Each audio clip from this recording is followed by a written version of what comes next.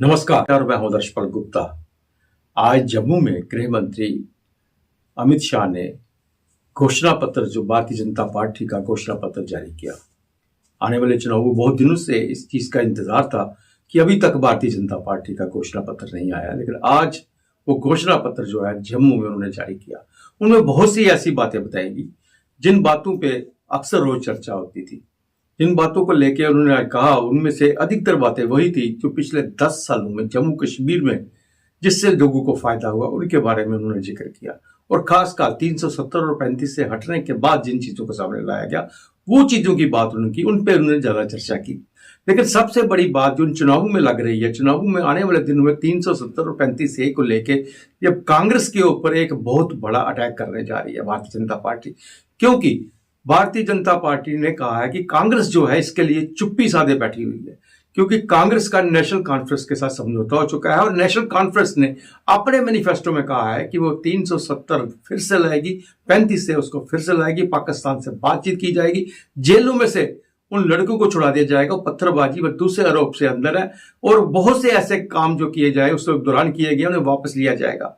लेकिन कांग्रेस का जो एजेंडा इससे डिफरेंट है, लेकिन अभी तक वो उन्होंने जम्मू कश्मीर की इस राजनीति में, जम्मू कश्मीर के चुनावों में नहीं लाया है। लेकिन कांग्रेस की सहमति जो है, वो बार बार गृह मंत्री यही कह रहे हैं, उनकी जो चुप्पी जो है वो उनकी सहमति बनती जा रही है, क्योंकि कांग्रेस ने ना तो इस बात के लिए कहा है कि 370 को फिर से वापस लाएंगे या नहीं लाएंगे, इसमें वो बोलते नहीं है। 35 से दोबारा लाया जाएगा या नहीं लाया जाएगा, कांग्रेस इसमें बोलती नहीं है, चुप्पी साधी हुई है। लेकिन मूक समर्थक है ये इसका मूक समर्थन उनको मिल रहा है। इसका मतलब यह है कि कांग्रेस जो है नेशनल कॉन्फ्रेंस के साथ बिल्कुल उनके समर्थक में है, उसके मैनिफेस्टो के साथ जो नेशनल कॉन्फ्रेंस ने इशू किया है।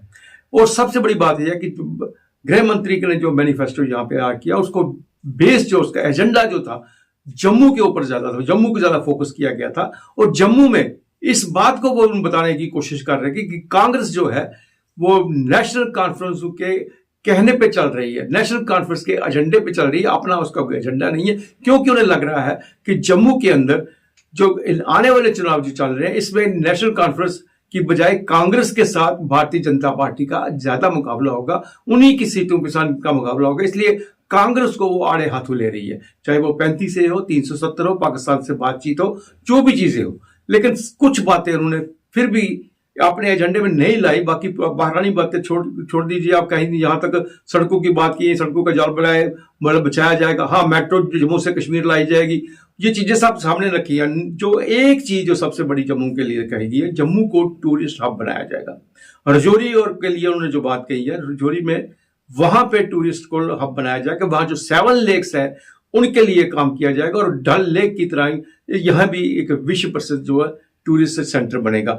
उसके साथ साथ जो मेडिकल कॉलेज है उनपे 1000 स्टूडेंट्स की सीटों को बढ़ाने की बात की है। किसान जो योजना चल रही है, किसान योजना, उसमें 6000 का लाभ दिया जा रहा था, अब 4000 इसमें और बढ़ोतरी कर दी गई है। और सबसे बड़ी बात उन्होंने कही है, जम्मू कश्मीर के अंदर, लेकिन अधिकतर वो जम्मू में ही है, जो इंडस्ट्रियल जो यूनिट्स हैं उन्हें पैकेज दिया जाएगा। वो जो बीमार यूनिट है जो बंद हो चुके हैं उन्हें पैकेज दिया जाएगा। लेकिन ये बात भी उन्होंने क्लियर नहीं की, पैकेज क्या होगा क्या नहीं होगा।